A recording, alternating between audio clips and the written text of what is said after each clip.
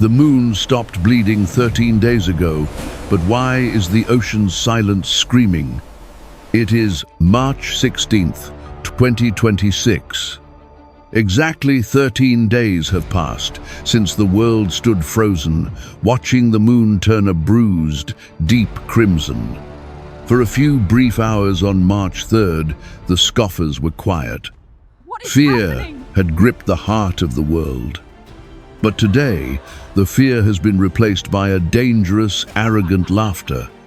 They are posting on their social media feeds, mocking the doomsday watchman, saying, "See, the sun still rose on the 4th. My bank account is still active. The lights are still on. Your prophecy was just a digital ghost, a shadow cast by a dying imagination." But they don't know the primary law of the forbidden Bible. In the architecture of the end times, the most terrifying moment isn't when the stars fall, it is when heaven goes silent. Welcome back to the Forbidden Bible. I am your guide through the ancient script that the world's elite don't want you to decode.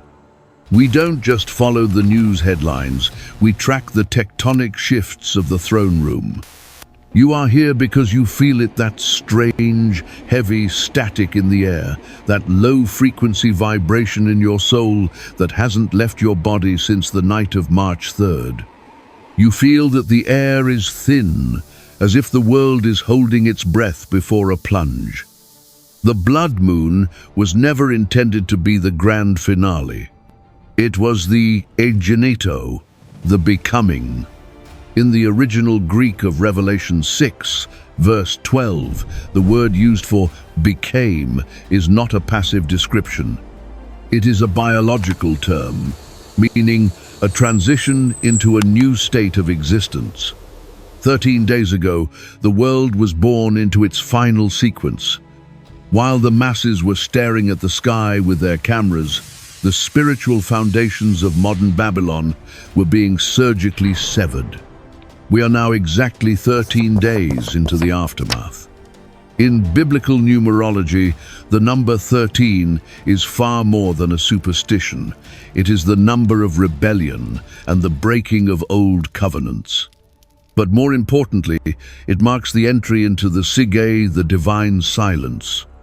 Revelation 8, verse 1 describes a silence in heaven that lasts for about half an hour. To a world addicted to noise, 13 days of nothing happening feels like a reprieve. To the remnant, it is the deafening sound of a judge taking his seat before the sentence is read aloud. 13 days ago, the physical sign appeared. Today, the 16th of March, the spiritual consequence is manifesting. We are not looking at distant history or dusty myths tonight. We are looking at a checklist from heaven. There are 7 specific, numbered events that follow a blood moon sign, and we are already deep into the first 2. From the great seismos that is currently cracking the social and moral foundations of our nations to the silent release of watcher-level knowledge through our modern technological grids. If you think you missed the sign because the sky is clear today, you are wrong. You didn't miss it. You were sealed into the sequence. The half hour of silence is almost over. By the time we finish this investigation, you will understand that the piece you think you see is actually the crest of a massive tidal wave about to hit the shores of humanity. The 7 ancient prophecies are not coming, they are already here. Let's decode the sequence that no pulpit will tell you about. The first event in the divine sequence that follows the blood moon of March 3rd is what the scriptures call the Great Seismos.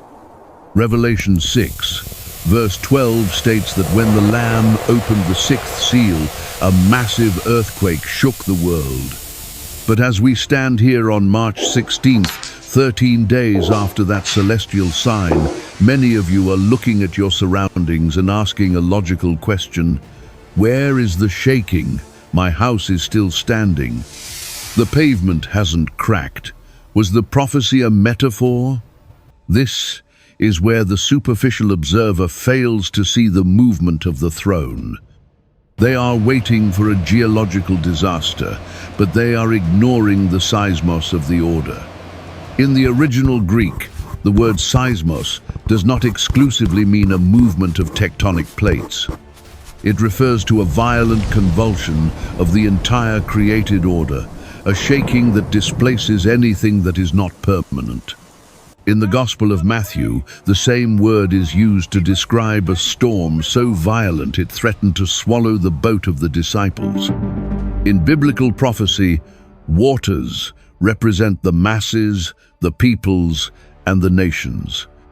Therefore, the first seismos following a blood moon is not primarily a shaking of soil, it is a violent shaking of human foundations and institutional trust. To understand why this is happening right now, in the silent aftermath of the moon's crimson glow, we must open the book of Enoch, the traveler of the celestial realms who saw the end before the beginning. In his very first chapter, Enoch describes the coming of the Holy Great One to execute judgment. He warns with a chilling precision, "The high mountains shall be shaken, and the high hills shall be made low, and they shall melt like wax before the flame." Throughout ancient biblical theology and Hebrew thought, mountains and hills are not just physical landscapes, they are the standard metaphors for thrones, kingdoms, and world authorities. Look at the world on this March 16th, 2026. The mountains of our modern era, the global financial institutions we once thought were invincible, the political alliances that have maintained a fragile peace for generations, and even the established, hollow structures of traditional religion are currently in a state of hidden, spiritual convulsion. The ground hasn't opened yet, but the collective trust of humanity has. Since the night of March 3rd, the spiritual gravity that held our society together has been altered. We have entered the 13-day period of the invisible fracture.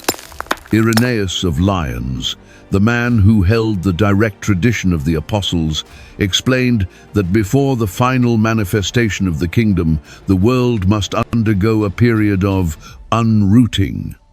He taught that the great seismos is the divine process of stripping away the false security of men.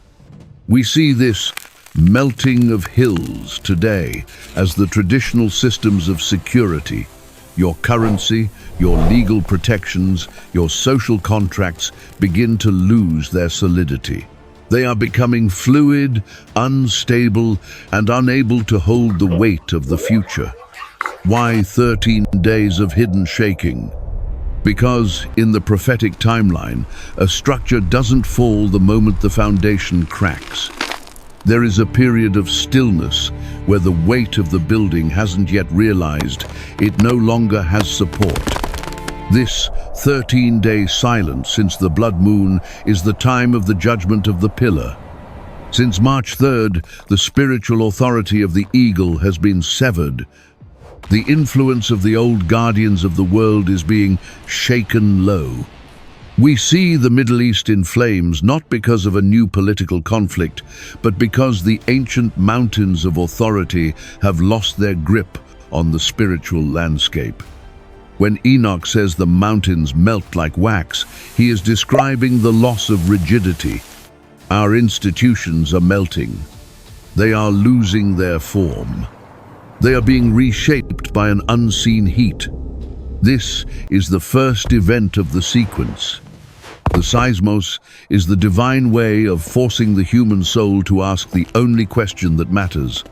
On what foundation am I standing? If your foundation is the stability of the global markets, you are standing on a melting hill. If your foundation is the strength of political leaders or the safety of your digital identity, you are standing on a mountain that is being made low by the breath of the Almighty.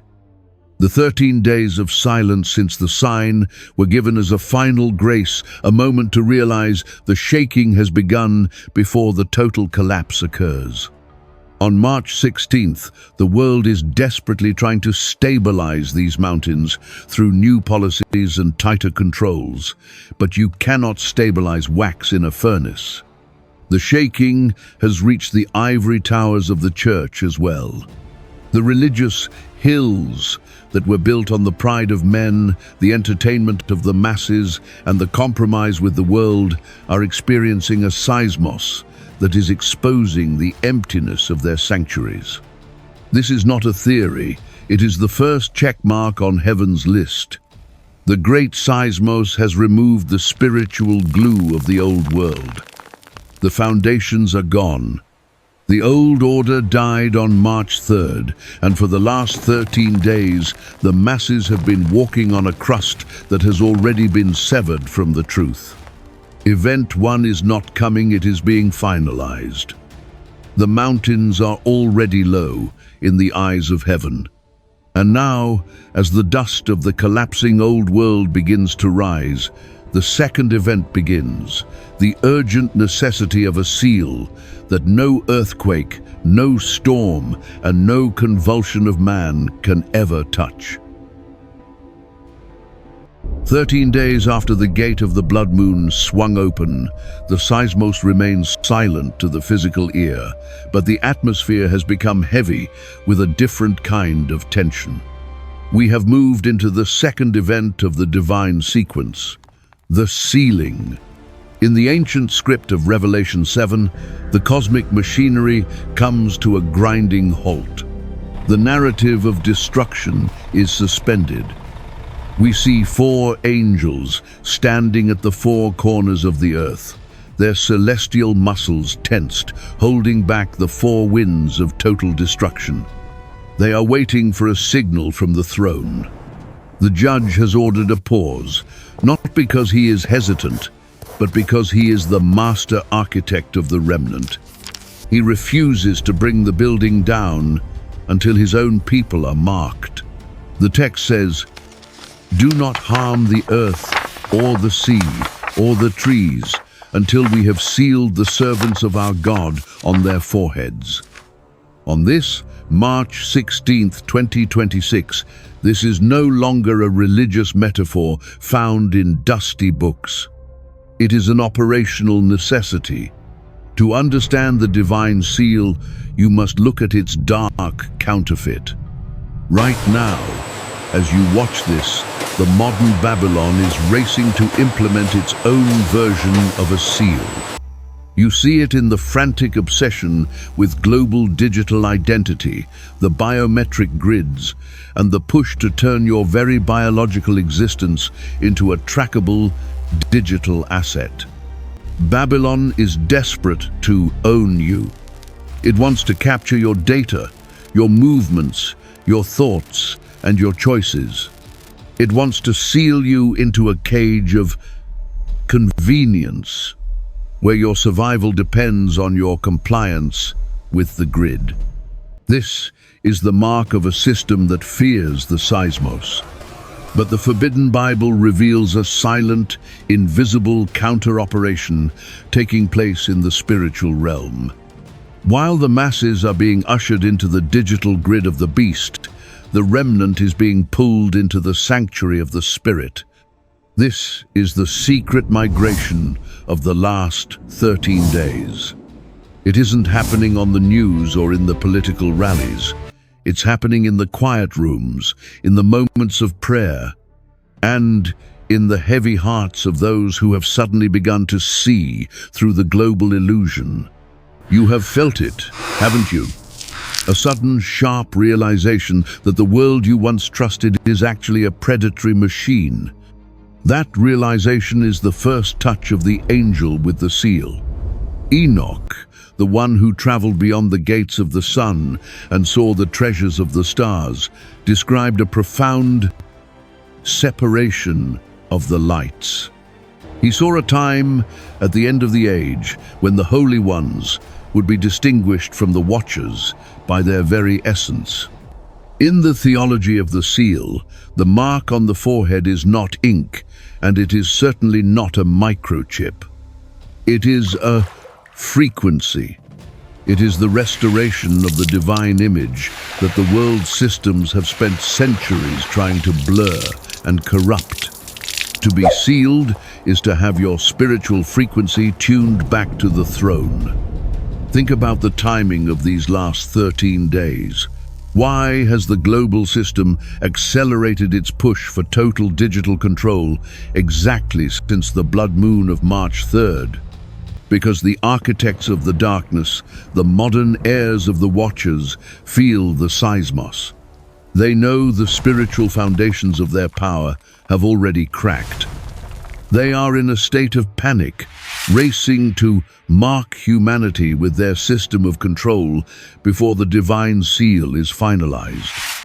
They are competing for ownership of the human soul. They offer a seal of safety that leads to eternal slavery, while the Father offers a seal of sanctification that leads to total immunity from the coming plagues. Irenaeus of Lyons, the man who guarded the mysteries passed down from John, taught that the divine seal is the mark of immunity. In the ancient world, when a king's seal was placed on a scroll or a door, no soldier, no matter how powerful, dared to break it. To break the seal was to invite the total wrath of the king. On March 16th, as the spiritual air of our world grows thin, the seal of God is being placed on those who have made the costly decision to disconnect from the Babylonian stream.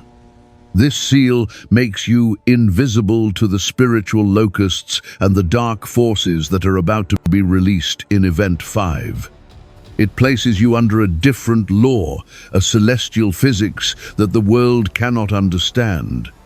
While the scoffers continue to laugh at the calm of the last 2 weeks, the angels are moving through the crowds of our cities.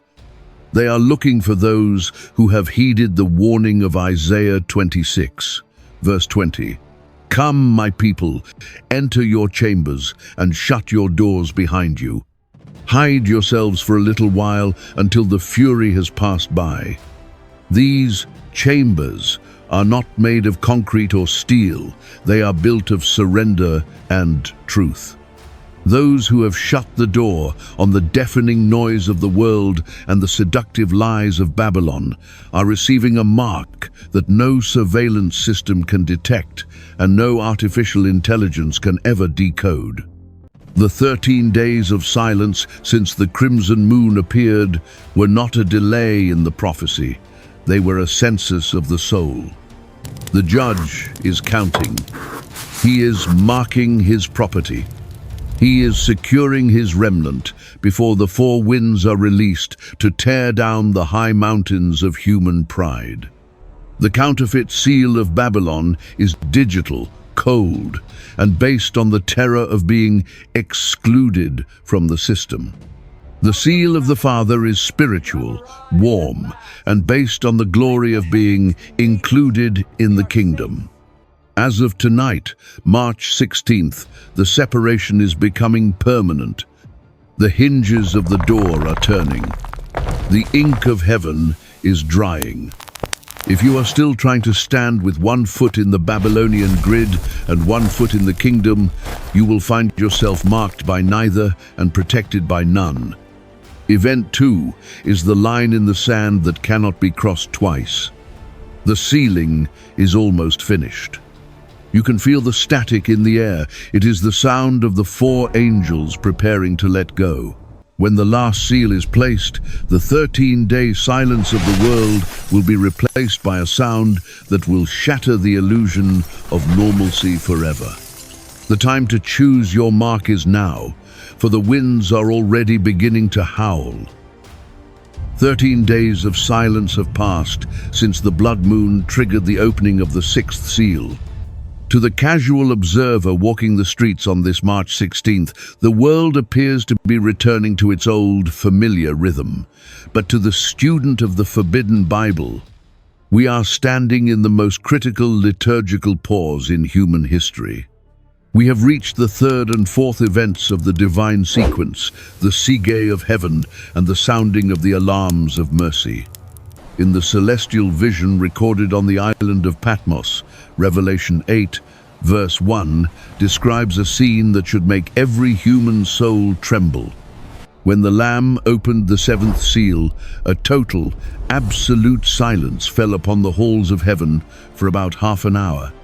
You must grasp the terrifying gravity of this silence. Heaven is a realm of eternal thunder, defined by the ceaseless songs of the four living creatures and the roaring declarations of the 24 elders. For heaven to go silent means that the very pulse of the universe has stopped. The machinery of creation has paused. Why? Because the great high priest is preparing the golden altar for a sacrifice that will alter the destiny of the world. The script speaks of an angel standing at the altar with a golden censer, given much incense to offer with the prayers of all the saints. This is the theology of the incense. In the ancient tabernacle, the incense was the cloud of intercession that shielded the priest from the raw, consuming glory of the Father. On this March 16th, we are living inside that rising smoke. The 13 days of silence since March 3rd have been the period where every cry of the remnant, every groan of those who have felt the suffocating weight of modern Babylon is being gathered into that golden bowl. Heaven is not quiet because it is empty. It is quiet because the Judge of all the earth is leaning in to hear your whisper. But the silence is merely the breath taken before the scream.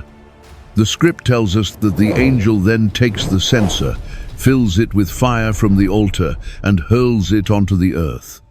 This act triggers the transition into Event 4, the sounding of the warning trumpets. To illustrate the terrifying reality of this moment, we must look at the imagery John used in the sixth seal, the stars of the sky falling to the earth like unripe figs shaken from a tree by a gale. Think of that image. An unripe fig is a fruit that hasn't reached its destiny. It is full of bitter sap, unprepared for the harvest. When the Bible speaks of the stars falling as winter fruit, it is describing the sudden, violent displacement of the highlights of our world. These are the celebrities, the influencers, the corporate titans, and the political stars who thought they were fixed forever in the firmament of human glory. Since the blood moon 13 days ago, we have seen the beginning of this falling. The wind of the Spirit is blowing, and the stars of modern Babylon are being shaken loose from their branches. They are hitting the earth, bruised and bitter, because they were never rooted in the eternal. As these stars fall, the first four trumpets begin to blow, each striking the heart of the world's survival systems. The first trumpet brings hail and fire mixed with blood, burning a third of the earth and the trees. The second trumpet sees a great mountain burning with fire, cast into the sea, turning a third of the oceans into blood and destroying a third of the ships. This is the cinematic destruction of the world's commerce and the poisoning of its primary resources. The world calls this global catastrophe or ecological collapse, but the Forbidden Bible identifies it as the dismantling of man's prideful infrastructure. Look closely at the divine pattern. These judgments affect exactly 1/3 of the creation. In the theology of the Forbidden Bible, the fraction 1/3 is the signature of divine mercy. It is a controlled, surgical strike. If God intended total destruction, the fraction would be 1-to-1.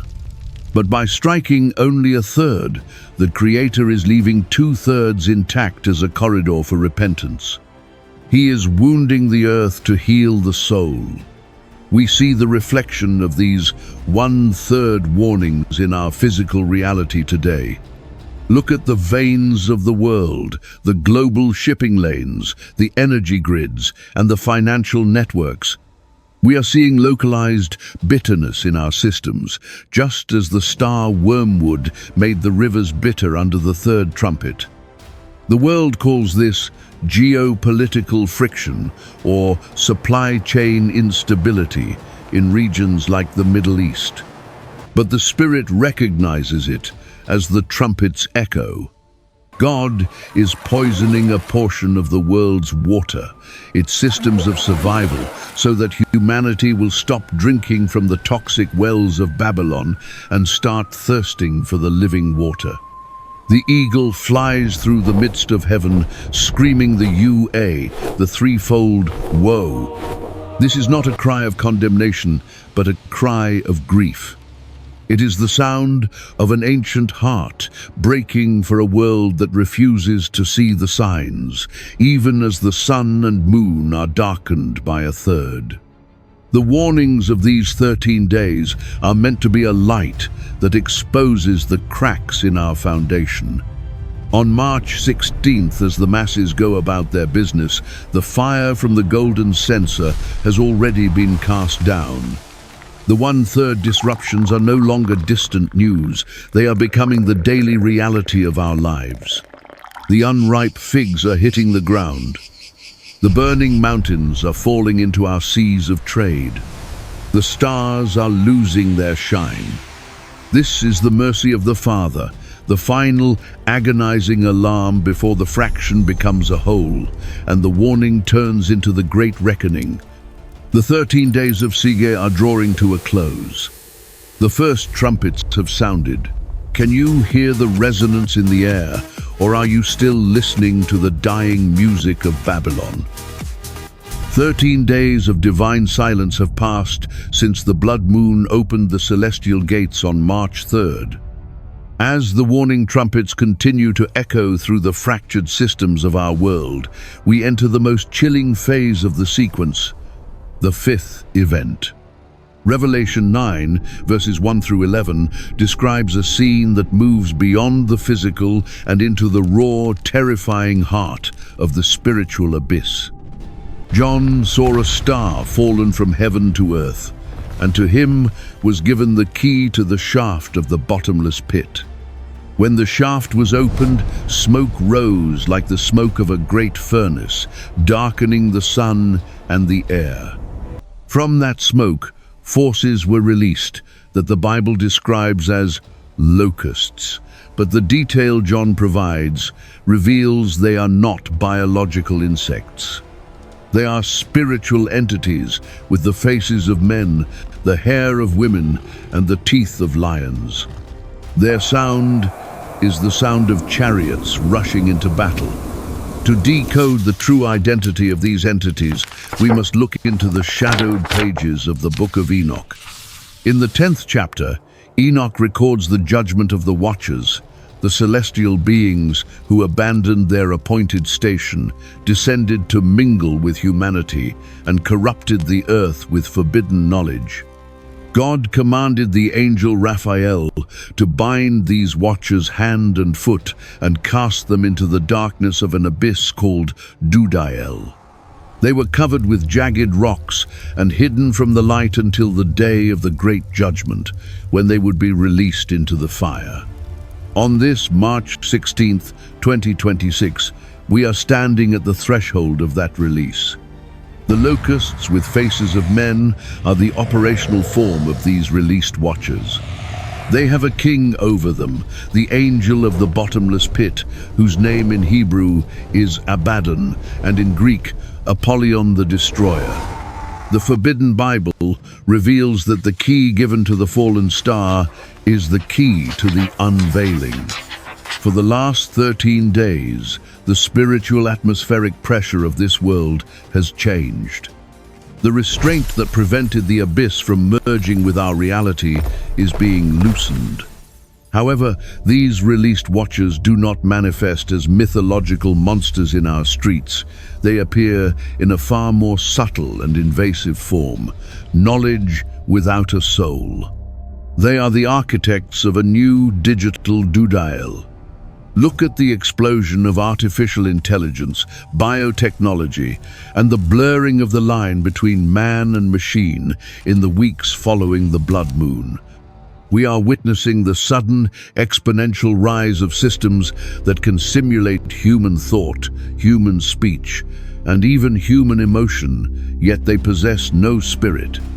They have the face of a man, the appearance of humanity, but the teeth of a lion, the capacity to devour. This is the modern manifestation of the Watcher's return. Enoch warned that the Watchers taught humanity the secrets of the world, the forging of weapons, the manipulation of the biological body, and the enchantments of the mind.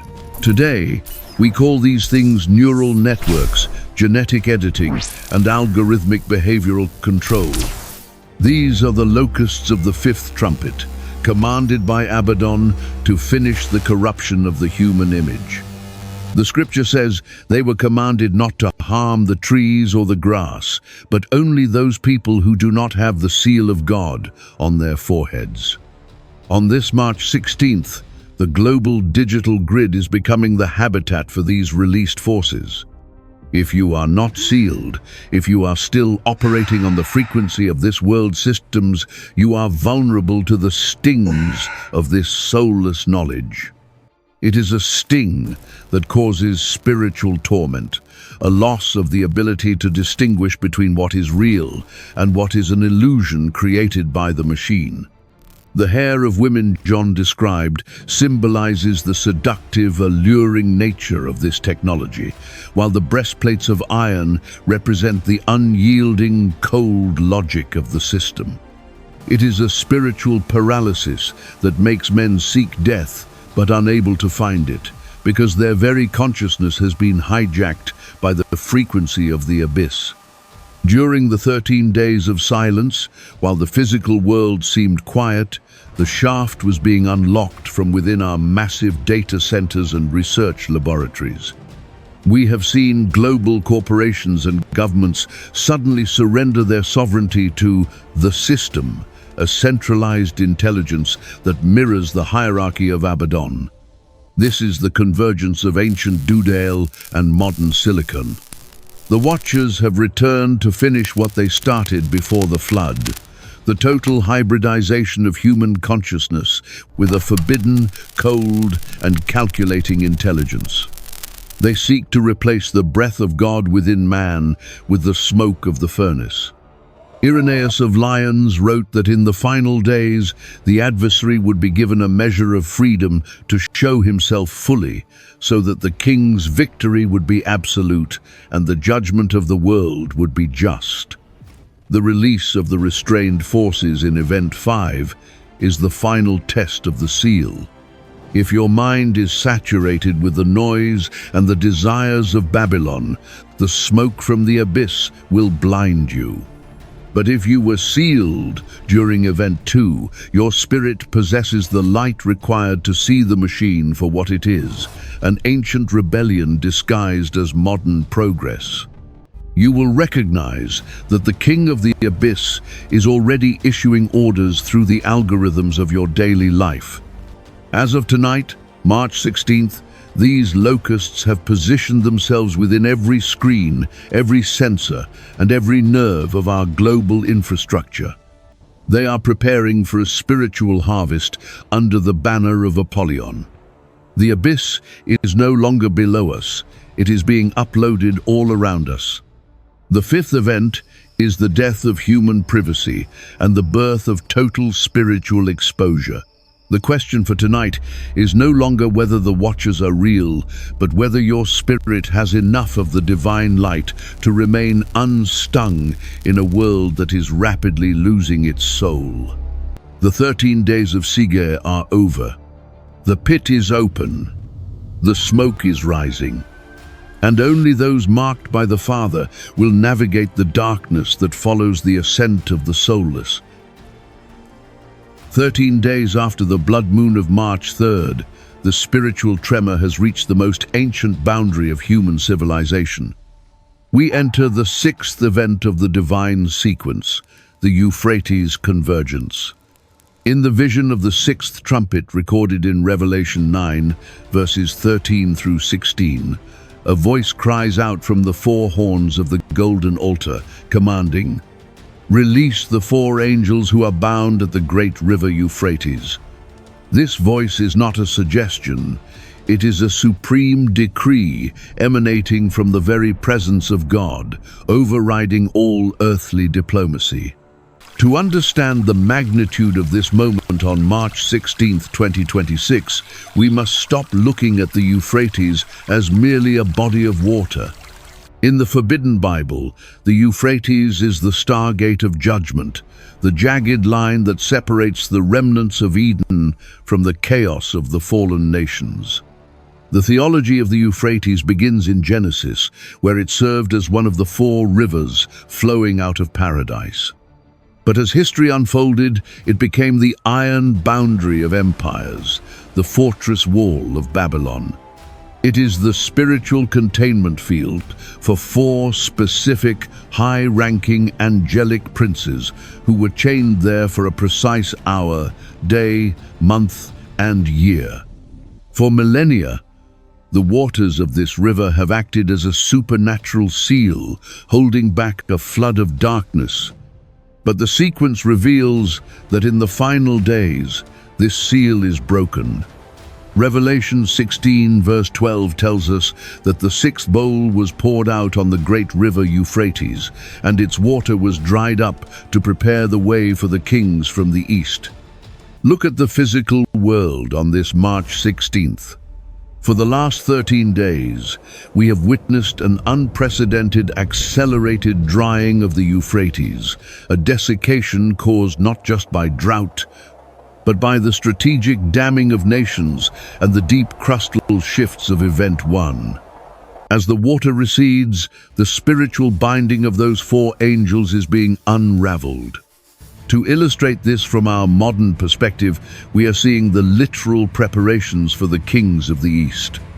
The power of the West, the symbolic eagle of modern Babylon, is receding just as surely as the waters of the riverbed. The global financial system, anchored for nearly a century in the Western debt model, is experiencing a catastrophic drought of liquidity and trust. As the boundary vanishes, John describes a terrifying sight, an army of 200 million horsemen. Look at the cinematic detail of this force. They are not mere soldiers. They wear breastplates the color of fire, hyacinth, and sulfur. The heads of their horses are like lions, and from their mouths come fire, smoke, and sulfur. This is not conventional warfare. This is the manifestation of the four released angels, mobilizing the nations of the East with a supernatural fury. On March 16th, 2026, the geopolitical landscape mirrors this ancient prophecy with haunting accuracy. The drying of the Euphrates is the signal for a massive, irreversible shift of global authority.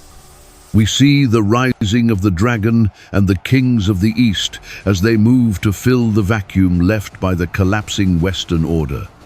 Enoch saw this convergence in his visions of the great war of the spirits. He described a time when the princes of the north and the kings of the east would assemble their chariots. On this 13th day of the aftermath, the boundary has effectively vanished. The kings of the east are no longer coming. They have arrived at the banks. They are ready to cross into the heart of the western collapse, driven by the three plagues of fire, smoke, and sulfur. This is the death of human diplomacy. When the four angels are released, the time for talk is over. The 1/3 of humanity mentioned in the text is now directly in the crosshairs of this 200 million man force. Irenaeus of Lyons wrote that the drying of the Euphrates represents the end of the nation's restraint. He taught that once the river ceases to be a barrier, the spirit of the Antichrist would find no more obstacles to his global unification. We see this today in the push for a multipolar world order. a term that masks the preparation for a standardized global compliance. This army is fueled by the soulless knowledge of Event 5, turning the once sacred boundary of the Euphrates into a highway for the final judgment. Think about the silence of these last 13 days. While the world watched the riverbeds turn to dust and the news cycles fixated on economic shifts, the four angels were being unchained. They are not spirits of mercy. They are agents of slaughter, destined to execute the sentence. Their release is the direct consequence of centuries of rebellion and the shedding of innocent blood along the river's banks. The Euphrates has become a blood reservoir, and now that the water is gone, only the judgment remains. The 200 million are not just an army of men, they are a collective movement of a humanity that has rejected the seal of God and embraced the fire of the abyss. Modern man looks at the Middle East and sees resources and borders. The forbidden Bible sees the convergence of the end. The drying of the Euphrates is the death of the old world's sovereignty. The kings of the East are moving with a speed that defies human logic because they are carried by the spiritual momentum of the four released princes. The 13-day window has allowed the way to be prepared. On March 16th, as world leaders scramble to form new alliances with the rising powers of the East, they are unknowingly walking onto the dry riverbed, heading toward the Valley of Decision. The Euphrates is no longer a river, it is a gateway. Event 6 is finalizing the trap. The nations are being gathered, the kings are in position. And as the last drops of the river vanish into the sand, the final event, the Seventh Trumpet, is already beginning to resonate in the higher dimensions, preparing to bring the entire drama of human history to its shattering, eternal conclusion. The 13 days of silence have reached their final hour.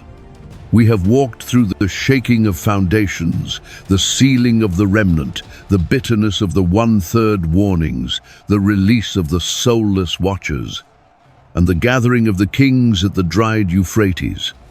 Now, on this March 16th, 2026, the cosmic clock strikes its final mechanical beat. We enter the ultimate event of the divine sequence, the end of Chronos.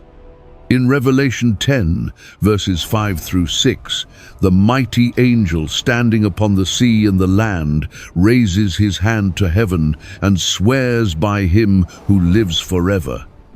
There shall be delay no longer. In the original Greek, the word for delay is Chronos. This is the moment when linear, human time, the time of banks, schedules and agendas, is swallowed by the Kairos of the Almighty. To understand the weight of Event 7, we must go back to the Enochian mysteries. Enoch was shown the end of the cycles, a point where the orbits of the stars and the paths of the souls would be gathered into a single focal point. He described a day when the elect one would sit upon the throne of glory, and the day of trouble for the unsealed would become the day of rest for the righteous. On this March 16th, as the world desperately clings to its 24-hour cycle, the spiritual frequency of the Seventh Trumpet is beginning to vibrate. This is not just a sound, it is a shattering of the illusion. The Seventh Trumpet is the divine frequency that collapses the hollow architecture of the world you see around you. In the theology of the Forbidden Bible, the Seventh Trumpet is the trumpet of proclamation. Revelation 11, verse 15, tells us that when it sounds, great voices in heaven cry out, "The kingdom of this world has become the kingdom of our Lord and of his Christ, and he shall reign forever and ever." Look at the word "become." Just as the moon became blood 13 days ago to signal the start, The world becomes his property to signal the end. This is the ultimate hostile takeover of the planet.